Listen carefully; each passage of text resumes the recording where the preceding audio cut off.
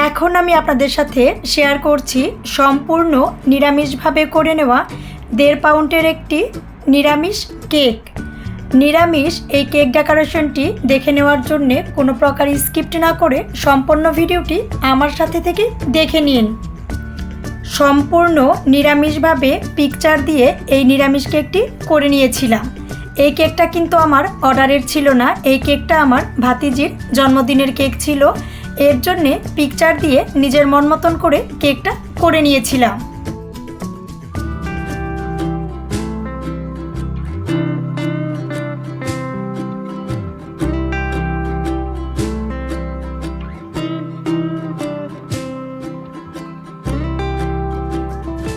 মামনির জন্যে করে নেওয়া 1.5 পাউন্ডের এই কেকটার মাঝ বরাবর আমি যে পিকচারটা প্রিন্ট করে নিয়েছিলাম মাঝ বরাবর দিয়ে দিচ্ছি।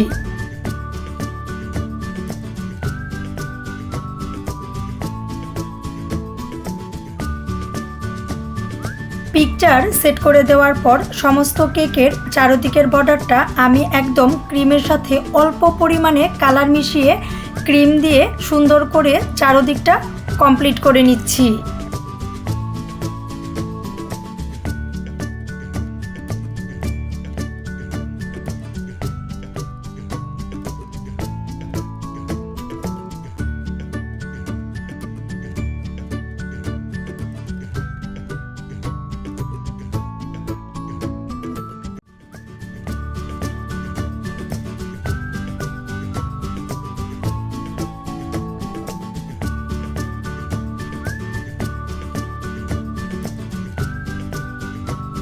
পিকচারটার কালারের সাথে কম্বিনেশন করেই আমি চারদিকের বর্ডারটা কমপ্লিট করে নিয়েছি।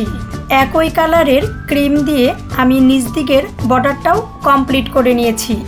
যেহেতু নিজেদের বাড়ির জন্য করে নিচ্ছি, আমি কিন্তু ফুড কালারটা খুব কম ইউজ করেছি। দেখার সৌন্দর্যের জন্যে আমরা ফুড কালার সেই জিনিসগুলো খাবারের মধ্যে অ্যাড করে থাকি।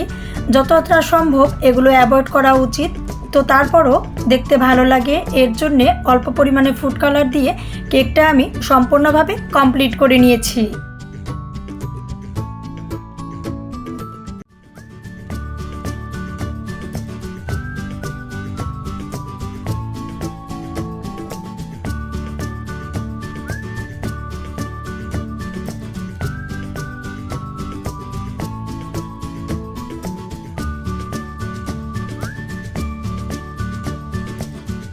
নিচের দিকের বর্ডারের পরেও আমি অল্প করে ক্রিম দিয়ে সুন্দর করে ডিজাইন করে নিচ্ছি, যাতে দেখতে অনেকটা সুন্দর লাগে।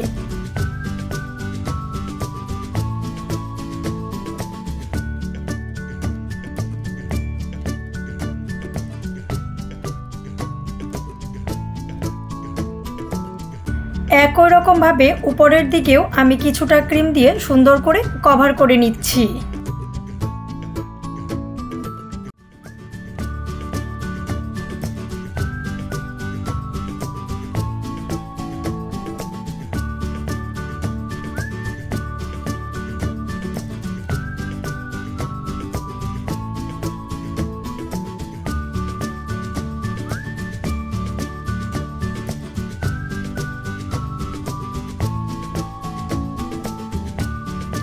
শ্রদ্ধা মামনির জন্মদিনের জন্য এই কেকটা করে নেওয়া হয়েছিল।